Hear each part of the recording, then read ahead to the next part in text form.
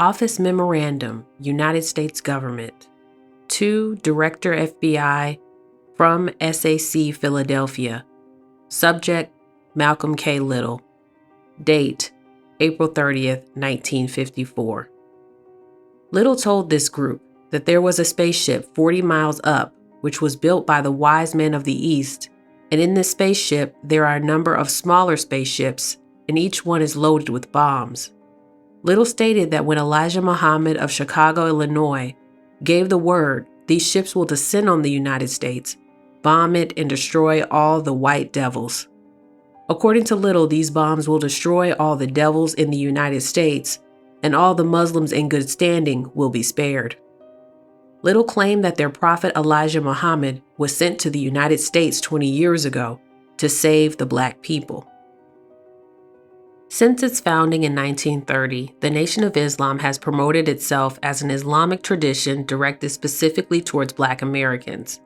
It taught that Armageddon would come, whites would be destroyed, and Black people would be returned to their rightful place as rulers over the world. However, its teachings had never mentioned a specific cause of Armageddon before the 1950s. Then in 1954, Malcolm X, a rising star in the Nation of Islam, started preaching about the world's looming destruction by space technology. Why did the nation become more specific about this teaching? What did these teachings mean? What does an ancient Asiatic tribe have to do with space? The Nation of Islam was founded in 1930 in Detroit, Michigan, by a man named W.D. Farad. Master Farad, as he became known, gathered followers amongst Detroit's African American population who had migrated to the city from the South seeking work, better living conditions, and less racial discrimination. Many in this group became disenchanted when they realized that conditions in the North were not much better than those in the South. In 1930, a man began visiting these Black Americans, selling objects supposedly from Africa and East Asia. He observed their situation and began teaching them a new religion, which he called Islam. He taught that the Black man is the original man, who willed himself into existence trillions of years ago. This man was called the One Supreme God, and he created other Black people. Everything that exists in the universe was created by the Black man according to divine wisdom. Because the Black man has always existed, he has no birth record, and Black people are a nation of divine beings, or gods. A council of 24 gods, or imams, was established to rule over the world. 12 greater imams and 12 lesser imams. Out of the 12 greater imams, one is selected to be the supreme god.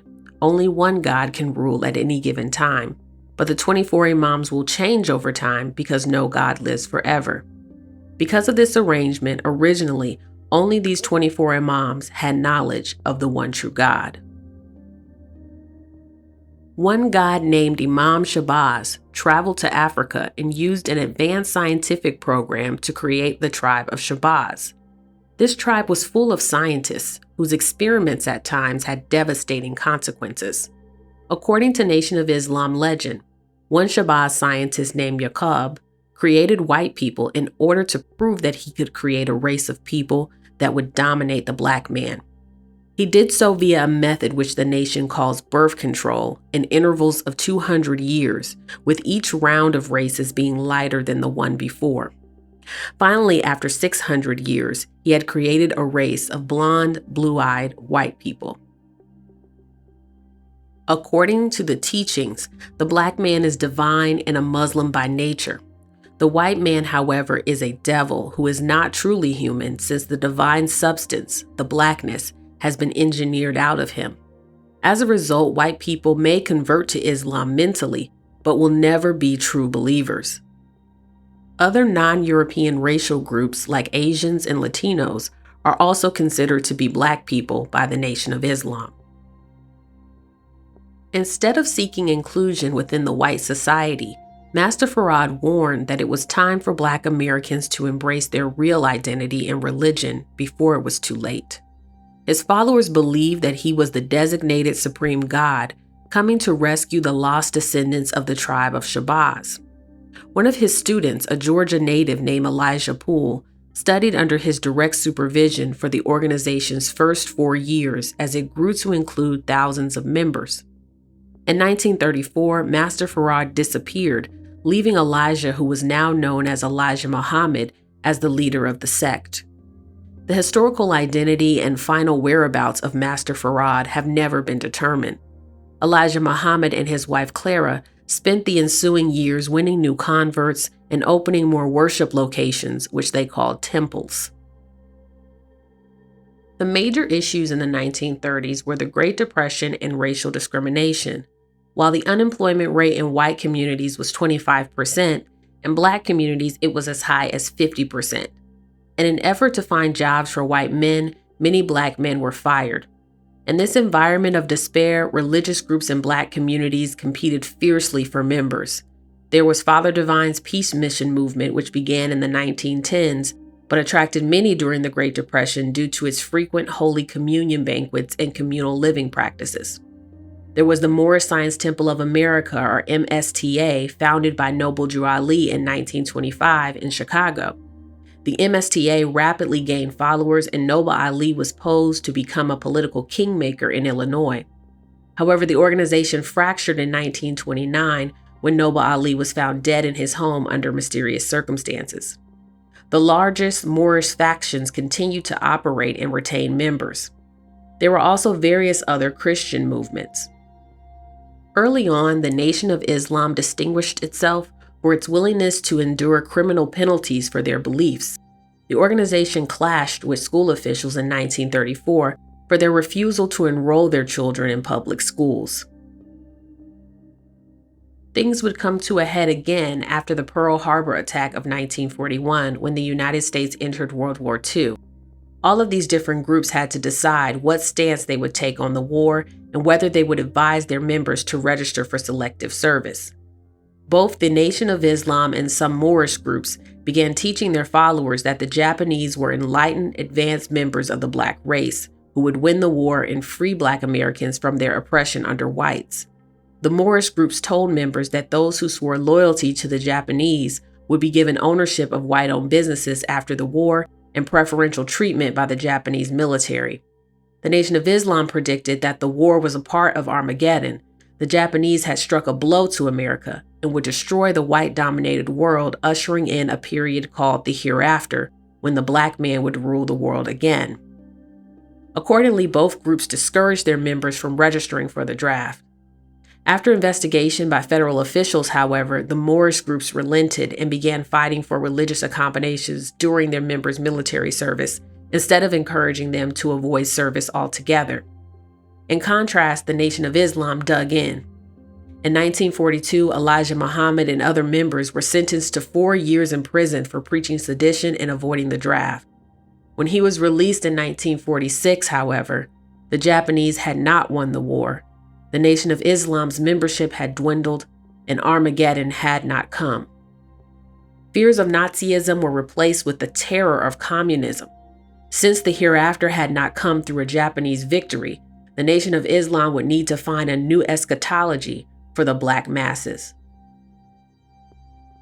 On June 14, 1947, a rancher named W.W. Brazel and his son would make a confusing discovery. About 80 miles northwest of Roswell, New Mexico, they found a large pile of debris, including rubber strings, tinfoil, paper, and sticks. The pair gathered as much of the items as they could and took them to Roswell's sheriff, George Wilcox. The sheriff was also confused and unable to identify who or what the items came from. He contacted Colonel Butch Blanchard, who was the commander of the Roswell Army Airfield's 509th Composite Group. Colonel Blanchard, in turn, contacted General Roger W. Ramey, commander of the 8th Air Force. None of the parties were able to give answers. Colonel Blanchard eventually sent a man named Major Jesse Marcel, who worked as an intelligence officer, to investigate the crash site further. The Roswell Daily Record published public comments from Major Marcel in a front-page story entitled, "Roswell Army Airfield Captures Flying Saucer on Ranch in Roswell Region." Decades before the invention of social media, the story of the unusual wreck site went viral. By the end of 1947, more than 300 alleged flying saucer reports had been recorded. During the same period, the Mohammeds were working to rebuild and recruit. One convert was a man named Malcolm Little. In 1946, he was sentenced to 8 to 10 years for robbery. While incarcerated, his brother Reginald told him about a new Detroit-based religious group, which he recently joined. Malcolm converted soon after. Like all members, he dropped his slave name, Little, and replaced it with an X. He began educating himself using the prison library and honing his public speaking skills through the prison's debate club. He stopped smoking, drinking, and gambling. In 1952, Malcolm X was granted parole and became a minister in the Nation of Islam. The FBI had continued its surveillance of the Nation of Islam since World War II, which is how it recorded that early version of the Mother Plane teaching. In 1957, the NOI published the Supreme Wisdom Volume 1, The Solution to the So-Called Negroes Problem, containing various teachings from the Honorable Elijah Muhammad. In a section called The Destruction of the World, the Mother Plane is explained. Allah has warned us of how He would one day destroy the world with bombs, poison gas, and finally fire that would consume and destroy everything of the present world. Not anything of it. The present world of white mankind would be left. Those escaping the destruction would not be allowed to take anything of it with them. Allah has pointed out to us a dreadful-looking plane that is made like a wheel in the sky today. It is a half-mile by a half-mile square. It is a human-built planet. I won't go into all of the detail here, but it is up there and can be seen twice a week. It is no secret. Ezekiel saw it a long time ago. It was built for the purpose of destroying the present world. Allah has also hinted at plaguing the world with rain, snow, hail, and earthquakes. This description refers to an Israelite priest named Ezekiel, who is considered to be a prophet within Abrahamic religions. In the 6th century BC, the southern kingdom of Judah had fallen to the Babylonians, causing the Israelites in the region to be killed or deported. According to the Jewish scriptures, which are called the Tanakh, Ezekiel was among the exiles. One day, he had a perplexing vision. And I looked, and behold, a stormy wind came out of the north, a great cloud, with a fire flashing up, so that a brightness was round about it, and out of the midst, as the color of electrum, out of the midst of the fire. And out of the midst came the likeness of 4 living creatures. And this was their appearance. They had the likeness of a man, and every one had 4 faces, and every one of them had 4 wings. Now, as I beheld the living creatures, behold, one wheel at the bottom, hard by the living creatures, at the 4 faces thereof. The appearance of the wheels and their work was like unto the color of a beryl, and they 4 had one likeness, and their appearance and their work was as it were a wheel within a wheel. This was the appearance of the likeness of the glory of the Lord. And when I saw it, I fell upon my face, and I heard a voice of one that spoke. God told Ezekiel that he was punishing the Israelites for their disobedience, but it would eventually allow them to return to the land from which they were exiled. This was a message of hope for those suffering and wondering if God had completely abandoned them. Members of the Nation of Islam were familiar with Ezekiel's vision from their experience within Black Christian religious traditions. They also felt abandoned by God in a country which refused to recognize them as full-fledged citizens. In Ezekiel's time, the wheel represented one of the most advanced and impactful inventions. For the Honorable Elijah Muhammad's generation, an airplane was the latest innovation for civil and military applications. Finally, for Malcolm X, a spaceship would be the newest groundbreaking technological tool. The early teachings of the Nation of Islam do not include doctrines about an afterlife.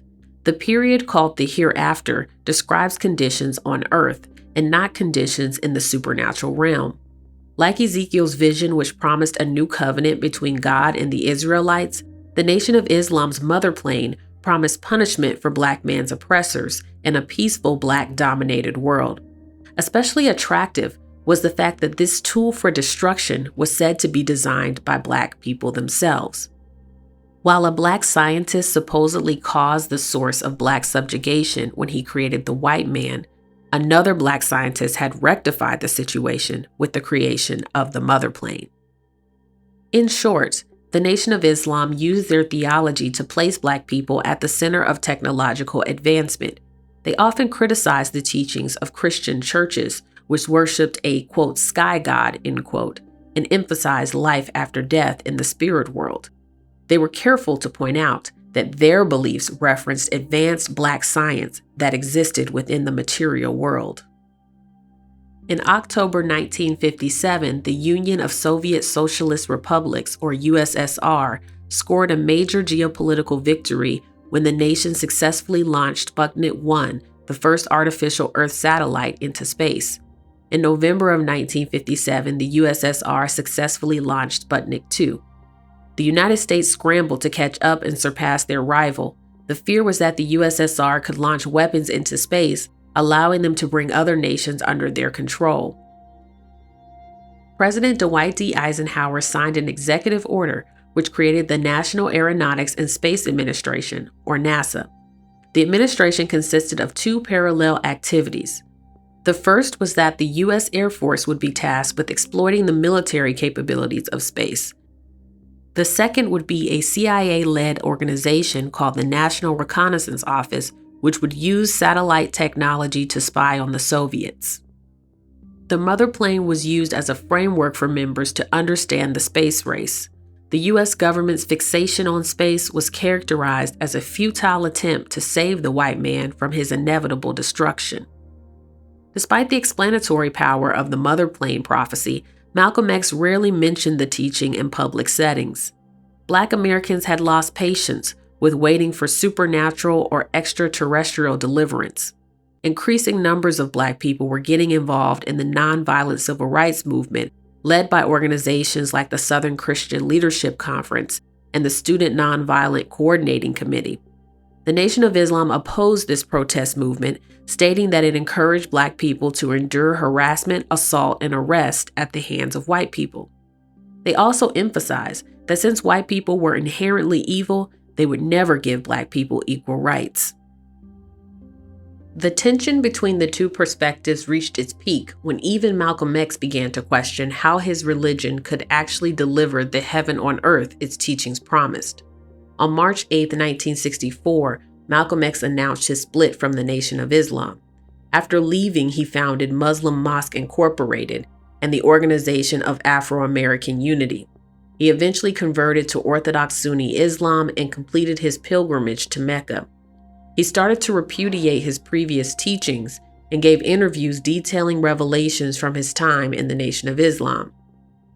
This open denunciation of the Honorable Elijah Muhammad led to threats, bombing attempts, and even an arson against him and his family. Tragically, on February 21, 1965, Malcolm X was assassinated while giving a speech in Manhattan, New York. The small circular-made planes called flying saucers, which are so much talked about being seen, could be from this mother plane. This is only one of the things in store for the white man's evil world. Believe it or believe it not. This is to warn you and me to fly to our own God and people. 20 years after the end of World War II, Armageddon by the mother plane had not come to pass. But in the ensuing decades, the mother plane would play another important theological role, facilitating communication between the living and the dead. In September of 1974, spokesperson Charles 67X chastised members and outsiders who questioned Honorable Elijah's health condition. Despite reports of ill health, he insisted that the leader would make a full recovery, just like he had in the past. However, just mere months later, the truth could not be denied. In November of 1974, a minister explained that the leader's deteriorating condition was meant to fulfill the history of the scriptures as it is written of him in the Bible, Isaiah chapter 53. He was wounded for our transgressions, and with his stripes are we healed. On February 25, 1975, the Honorable Elijah Muhammad died. On the following Savior's Day, members celebrated when it was announced that the Honorable Elijah Muhammad's seventh child, Minister Wallace D. Muhammad, would assume leadership in his father's place. Excitement turned to resentment when Minister Wallace implemented drastic reforms. He changed the name of the Nation of Islam several times, disbanded the internal paramilitary force called the Fruit of Islam, and renounced the older teachings against whites. Most importantly, Minister Wallace wanted to rapidly introduce members to Sunni Islam. He rejected old doctrines that Master Farad was God in person and that his father was Master Farad's messenger. He presented a theory that Master Farad was a charlatan who preyed on black people's desperation and lured them into a false, hateful religion. Next, he recharacterized his father as a master teacher who sought to salvage the situation by building an organization that would inspire self-sufficiency, pride, and Islamic-related practices amongst the black population. Temples were now called mosques. Fasting was observed according to the lunar calendar instead of in December, and all ministers were expected to teach primarily from the Quran instead of the Bible. Minister Wallace changed his title to Imam, and he changed his own name to Warith. A large portion of members welcomed the changes and interpreted them as the fulfillment of Master Farad's and Honorable Elijah Muhammad's long-term intentions. Another group, however, thought that Imam Warith's changes were destroying much of what the Nation of Islam had worked so hard to create. One of the critics was Minister Louis Farrakhan.